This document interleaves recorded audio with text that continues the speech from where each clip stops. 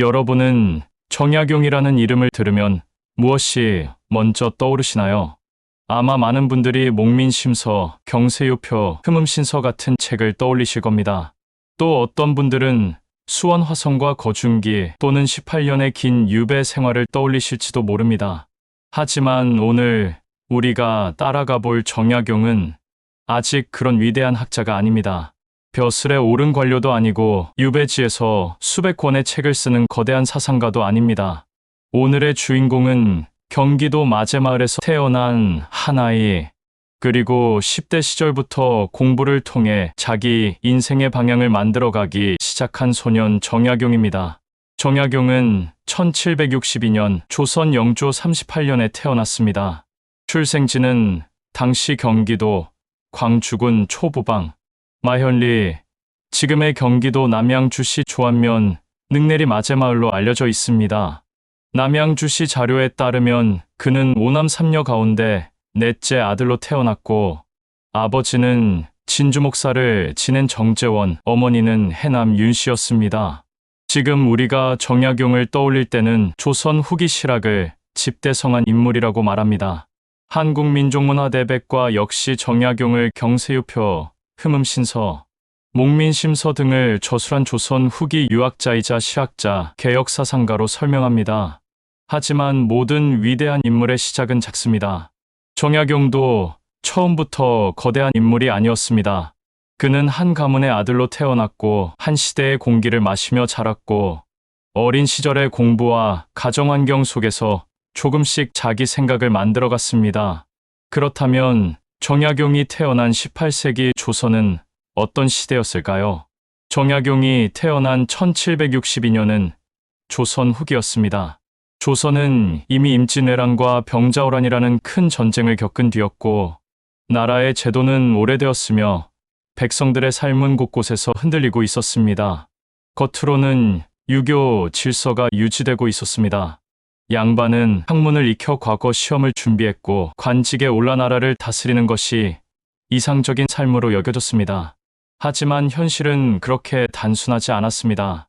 토지 제도는 흔들렸고 세금 부담은 백성들에게 무겁게 다가왔습니다.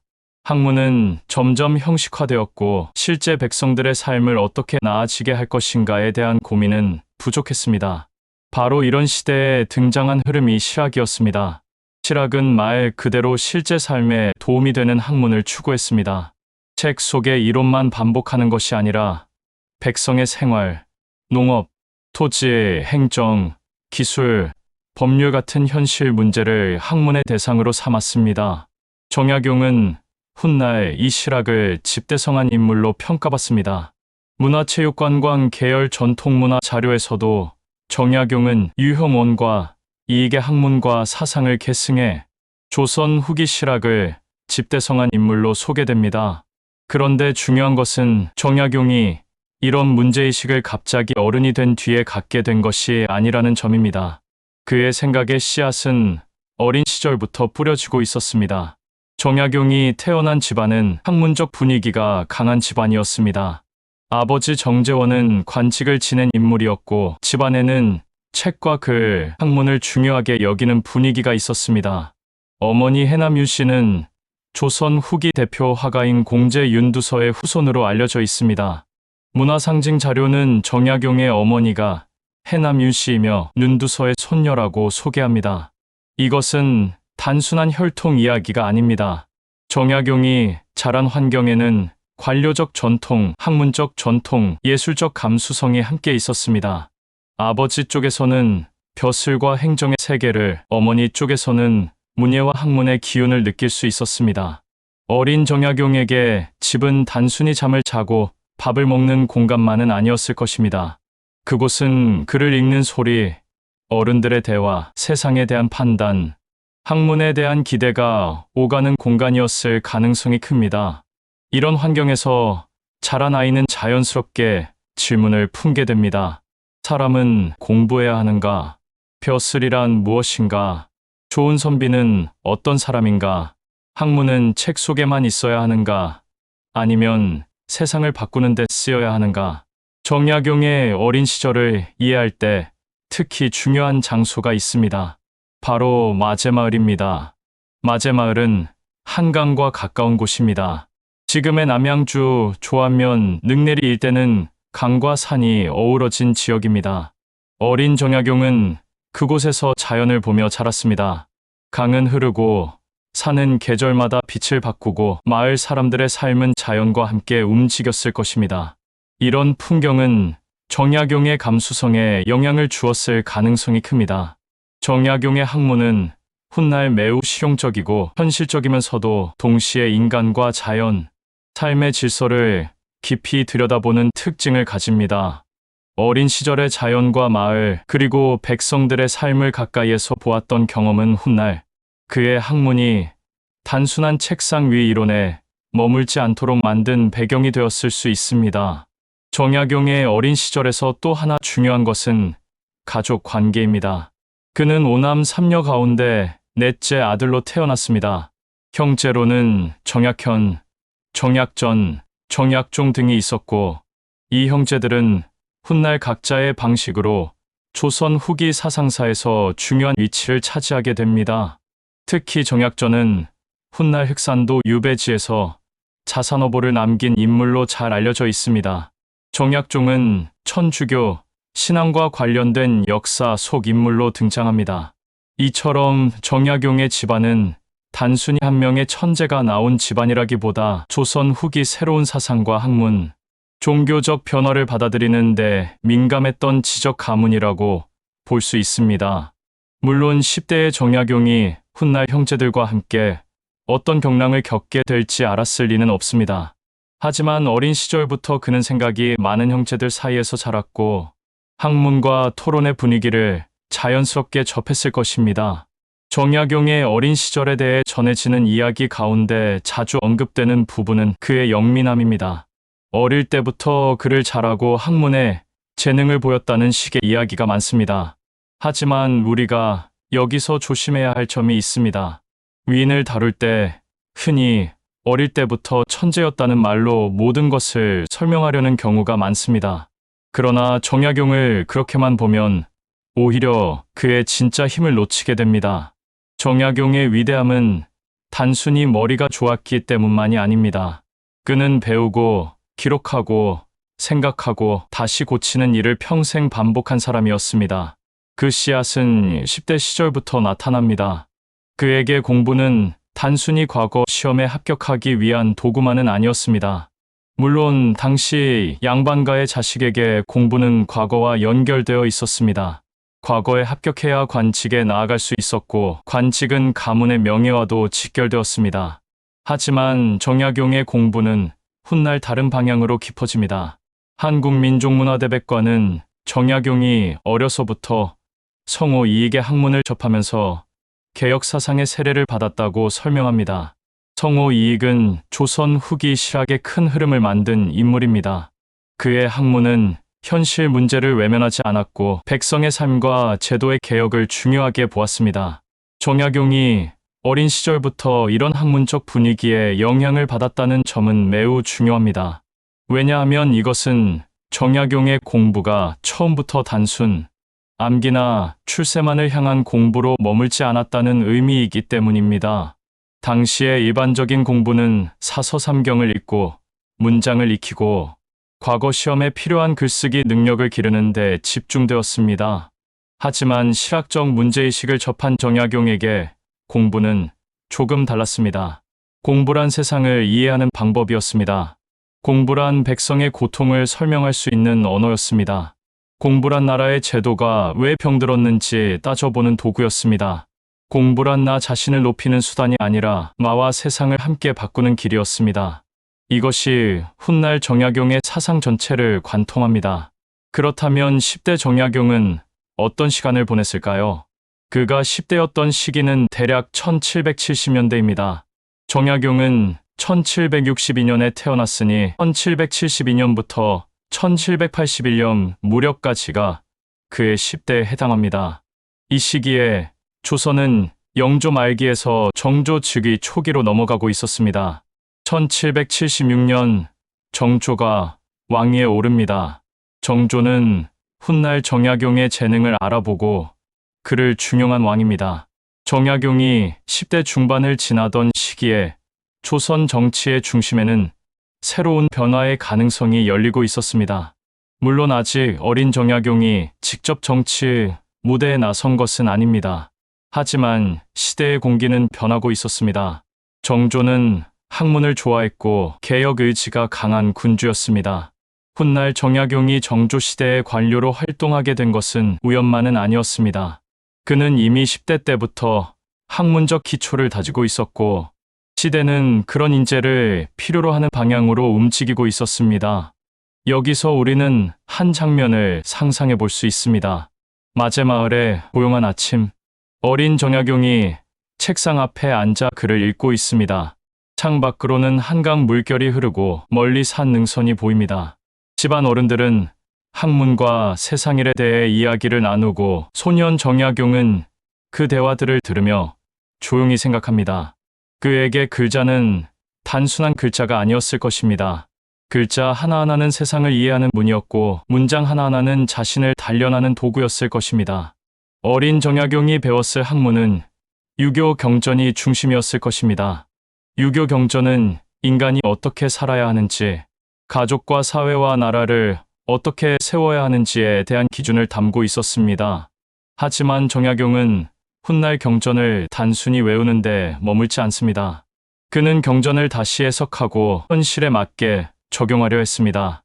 이 태도는 10대의 공부 습관에서 시작되었다고 볼 수 있습니다. 공부를 시험 답안으로만 보는 사람은 경전을 외우는데 그칩니다. 하지만 공부를 삶의 기준으로 보는 사람은 같은 문장을 읽어도 다르게 묻습니다. 이 말이 현실에서는 무엇을 뜻하는가? 이 가르침이 백성의 삶에는 어떻게 적용될 수 있는가? 나는 이 배움을 통해 어떤 사람이 되어야 하는가? 정약용의 10대를 다룰 때 꼭 강조해야 할 것은 그는 아직 완성된 실학자가 아니었다는 점입니다. 10대의 정약용은 가능성의 시기였습니다. 그는 배우고 있었고 흡수하고 있었고 자기 안에 질문을 쌓아가고 있었습니다. 세상은 그에게 아직 멀었습니다. 벼슬 길도 학문의 길도 시대의 고난도 아직 본격적으로 펼쳐지기 전이었습니다. 하지만 바로 이 시기의 공부가 훗날 정약용을 만들었습니다.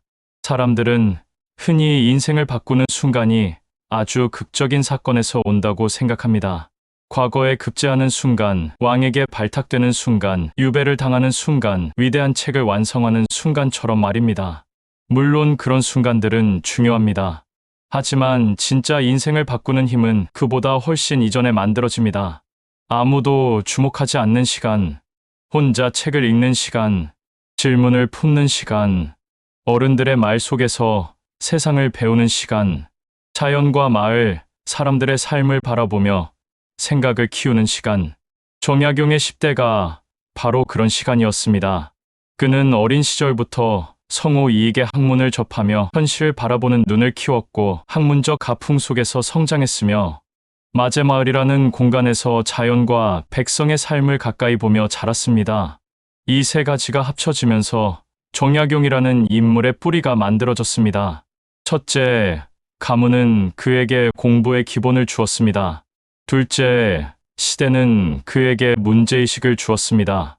셋째, 실학은 그에게 현실을 보는 눈을 주었습니다. 이 세 가지가 없었다면 우리가 아는 정약용은 조금 다른 모습이었을지도 모릅니다. 정약용의 10대는 화려하지 않습니다. 아직 목민심서도 없습니다. 아직 정조의 총애도 없습니다.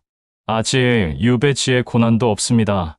하지만 그 시기는 정약용 인생에서 가장 조용하고도 중요한 기초공사였습니다. 건물을 높이 올리려면 땅속 기초가 단단해야 합니다. 겉으로 보이지 않는 기초가 약하면 아무리 높고 화려한 건물도 오래 버티지 못합니다. 정약용의 10대 공부는 바로 그런 기초였습니다. 그는 책을 통해 마음을 세웠고, 가문을 통해 책임을 배웠고, 실학을 통해 현실을 보는 법을 배웠습니다. 그래서 훗날 벼슬길에 올랐을 때도 단순한 관료로만 머물지 않았습니다. 나라의 제도를 고민했고, 백성의 삶을 생각했고, 기술과 행정과 법률을 함께 바라보았습니다. 또 훗날 유배를 당했을 때도 완전히 무너지지 않았습니다. 왜냐하면 그에게는 어릴 때부터 쌓아온 공부의 힘이 있었기 때문입니다. 몸은 유배지에 갇힐 수 있어도 공부로 단련된 생각은 쉽게 갇히지 않습니다.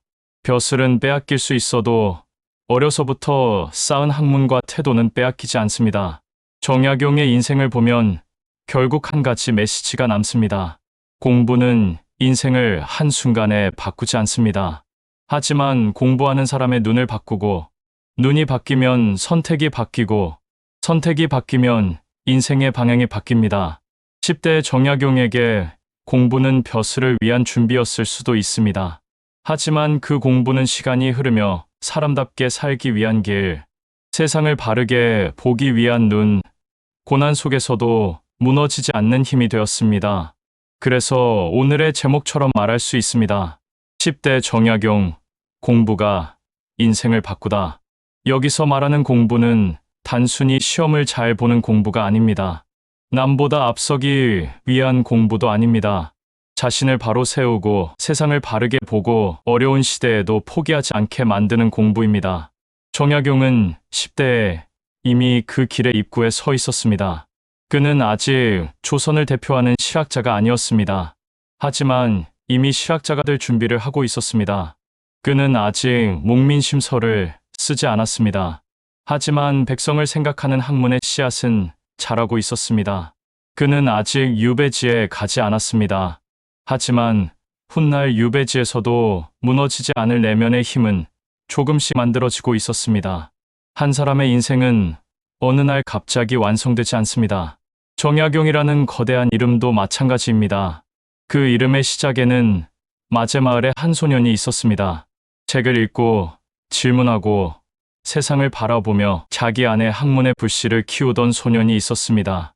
그 소년의 10대가 있었기에 20대의 과거 급제도 가능했고 30대의 개혁 관료도 가능했고 40대 이후의 유배지 저술도 가능했습니다. 우리는 정약용의 어린 시절을 보며 이런 질문을 던질 수 있습니다. 지금 내가 하는 공부는 무엇을 위한 공부인가? 나는 단지 앞서기 위해 배우고 있는가? 아니면 더 나은 사람이 되기 위해 배우고 있는가? 정약용이 우리에게 남기는 첫 번째 메시지는 분명합니다. 공부는 벼슬을 위한 것이 아니라 사람답게 살기 위한 것이다. 그리고 그 말은 오늘을 살아가는 우리에게도 여전히 유효합니다. 나이가 어려도 이미 늦었다고 느껴도 지금의 환경이 만족스럽지 않아도 공부하는 사람은 자기 인생을 다시 세울 수 있습니다. 정약용의 10대가 보여주는 것은 천재의 전설이 아닙니다. 조용한 공부가 한 사람의 인생을 어떻게 바꾸는가에 대한 이야기입니다. 오늘 우리가 기억해야 할 정약용은 위대한 책을 쓴 노년의 학자만이 아닙니다. 마제마을에서 시작해 책과 질문으로 자기 삶을 다져간 10대 소년 정약용입니다. 그 소년은 아직 세상을 바꾸지 않았습니다. 하지만 먼저 자기 자신을 바꾸고 있었습니다. 그리고 모든 큰 변화는 바로 거기서 시작됩니다.